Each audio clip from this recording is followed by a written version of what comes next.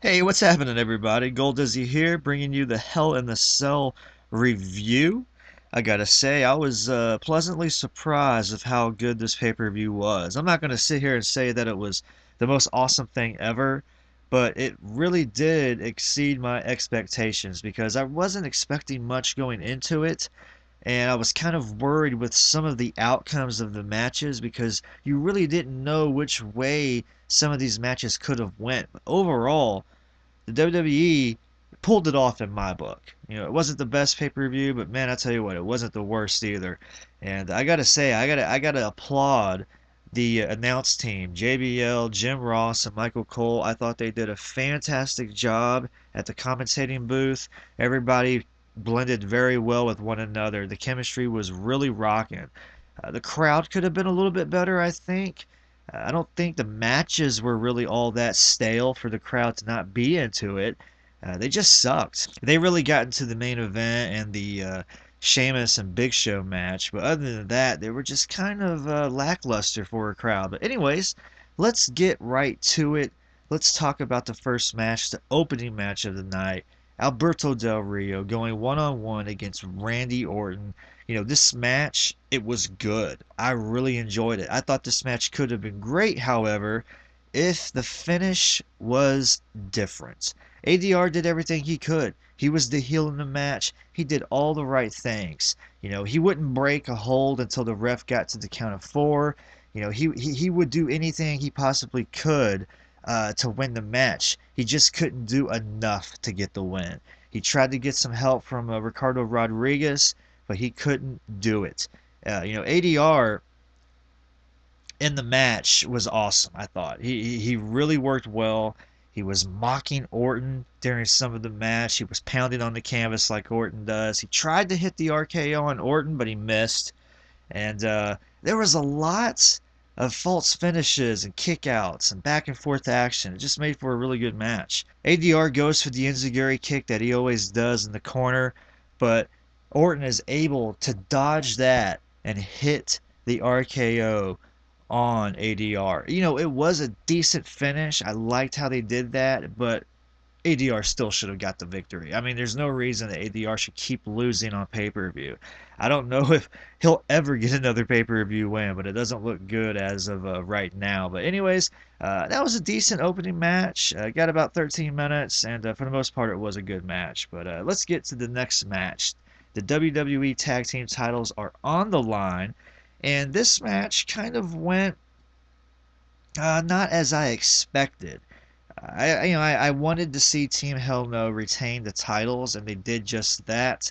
It's just that they didn't get the win. They kind of got disqualified, or I should say, Kane kind of got disqualified when he was brutally attacking.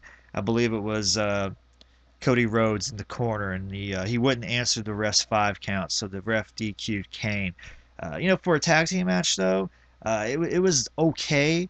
The purpose of this whole match was just to continue to show how dysfunctional Team Hell No actually was. And they came real close to losing the titles. Team Road Scholar, they did a great job. I enjoyed seeing their chemistry inside the match. They did get the win, they just didn't get the titles. And I'm happy to see where this is going to go. I'm sure we'll see Dr. Shelby once again.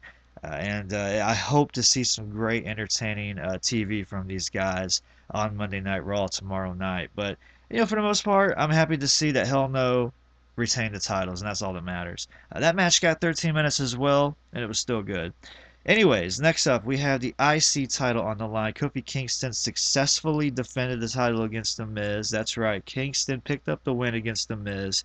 It was great to see The Miz in the match because The Miz, of course, did some things that you don't see too often. He did some old school work. He worked on Kofi Kingston's knee throughout the whole match. Really grinding into it, really trying to make Kofi Kingston tap out, but he just couldn't do it. A lot of back and forth action, near falls. Finally, Kofi hits the Trouble in Paradise. He gets the 1, 2, 3, and that's that. That match got about 10 minutes. It was a good IC title match. Next up, we got an impromptu United States title match. Antonio Cesaro and Justin Gabriel. It was a short match, short, sweet, and to the point. but I thought it was still good. It was a great display of ground and pound action from Antonio Cesaro, because that's exactly what he did to Justin Gabriel. He grounded and he pounded on Gabriel, and it was great to see Antonio Cesaro just totally dominate in that match, and I loved it. Finally, it seemed as if maybe Gabriel wasn't going to be able to get any offense, but he finally does pick up a little bit. But as soon as he starts turning that offense on, Antonio Cesaro's there to turn it right off, man. And he just could not get any kind of momentum going. And Cesaro successfully defends the title and wins the match, and it was pretty good. All right, so let's talk about another impromptu match, another tag team match. The tag team scene looking great in the WWE now. You have Rey Mysterio and Sin Cara teaming up against the Primetime Players.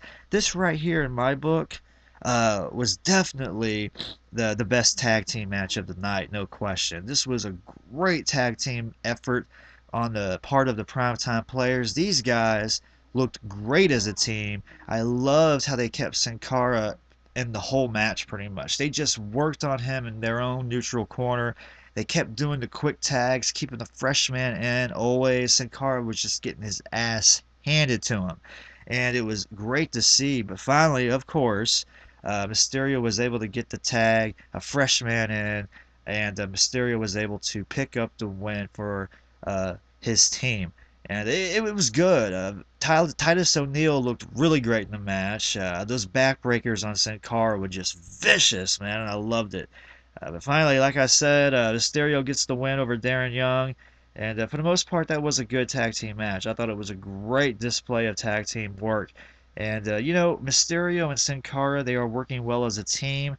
But I smell a future one-on-one match with these guys, a future feud, if you will. Maybe around WrestleMania time, we'll see these two break up, if you will, and maybe go one-on-one. That would be a great match. But anyways, let's get to the next match. The WWE World Heavyweight Championship is on the line. I thought this was going to be a Hell in a Cell match, but it wasn't. It was just a straight-up one-on-one match. And this match right here, in my book, is the match of the night. It was great from beginning to end. It kind of started off slow, and I was a little nervous, but it picked up greatly because the Big Show, he just dominated like he should. He went in there, as the giant like he always does, the bigger man. Dude, he just dominated Sheamus. I was thinking that Sheamus's title run, it was going to come to an end, and it did just that. The Big Show freaking knocked his block off and got to 1, 2, 3. But there was a lot of times during this match where you thought it was going to go the other way. I mean, Sheamus kicks out of the choke slam. You thought, man, Big Show was going to get the win right there, but it didn't happen. Of course, then Sheamus hits the white noise on the Big Show. He hits the white noise. It was pretty sick to see, but Big Show kicks out. Show then hits the WMD on Sheamus, but Sheamus kicks out again. Finally, Big Show hits the second WMD, and he could not answer the pin count, man. As Sheamus was going for the bro kick, Big Show kind of sidestepped him a little bit and just knocked his block off, dude. It was a good finish to an awesome match. And you know what? We were expecting to see a cash-in from Dolph Ziggler. That did not happen. There was no cash-in from Dolph Ziggler. I kind of figured it would happen since Dolph Ziggler said he was going to do just that, but it never happened. No big deal, though. We do have a new World Heavyweight Champion, the Big Show, and I thought the match was awesome. The best match of the night, no doubt. All right, next up, the WWE Divas title match, the triple threat, Eve, Kaitlyn, and Layla. Not much to talk about here. Eve retains the title. Enough about that. All right, now let's get to the main event of the evening. This was an interesting match. I was really interested to know how this was going to finish out because I didn't want Punk to lose the title, and I didn't want Ryback's win streak to come to an end, or at least I didn't want him to go out like a punk. No pun intended, but Punk was able to retain the title. He actually did get the 1, 2, 3 on Ryback, but he did it with a little bit of help. He had a little bit of help from Paul Heyman, got a distraction early on in the match when Punk hid under the ring. Ryback got distracted on the outside by Paul Heyman. CM Punk has a fire extinguisher. He blasted right in Ryback's face, kind of temporarily blinding him, if you will, to get the upper hand. They also pulled out some chairs, some kendo sticks. They did what they could. Ryback showing his brute force, his awesome power and strength with, him just throwing CM Punk around the cage like he was a rag doll, like he was a sack of potatoes, whatever you want to say. But, finally, like I said, the finish comes. And the ref, of all people, helps CM Punk get the win. He does the low blow to Ryback, temporarily knocking Ryback on his knees. And then, what does the ref do? CM Punk covers Ryback, and the ref does a quick count. It was awesome. The ref was paid off, obviously, by somebody. I'm sure we'll find out later that it was paid off by Paul Heyman. But it was a great finish in my book because it didn't hurt either wrestler. We all know Punk is the heel. He's going to do anything he can to retain the title, which we just saw that at the Hell in a Cell match that they just had. He did anything he could to win, and he did that by paying the ref off. But also, Ryback, he didn't totally go out like a chump. Yes, he lost. The win streak is over, but it was at the hands of a referee. He had no control over that. I think Ryback still looks strong, especially since what happened after the match. And I'm talking Ryback went ballistic. He destroyed the referee. I mean, he hit him with the meat hook clothesline. He hit him with the shell shock. And then he goes after CM Punk. CM Punk escapes the cage finally. He's going after CM Punk, but CM Punk climbs the cage wall to the roof of the cage. Ryback follows right behind him. Ryback hits CM Punk with the shell shock on the top of the cage. It was awesome. The crowd was electric at this moment in time during the match. They were really pulling for Ryback, and I think that Ryback leaves tonight, still strong as always. Yeah, he has a loss, but who cares? Win streaks are lame. But Ryback still looks like a badass. But anyways, that was that. Punk's still the champion. That is awesome.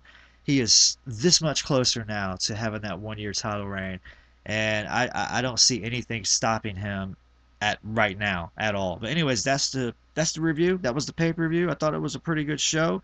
Let me know your thoughts in the comments below. What'd you like? What'd you dislike? I'm Gold Dizzy. Peace out, everybody.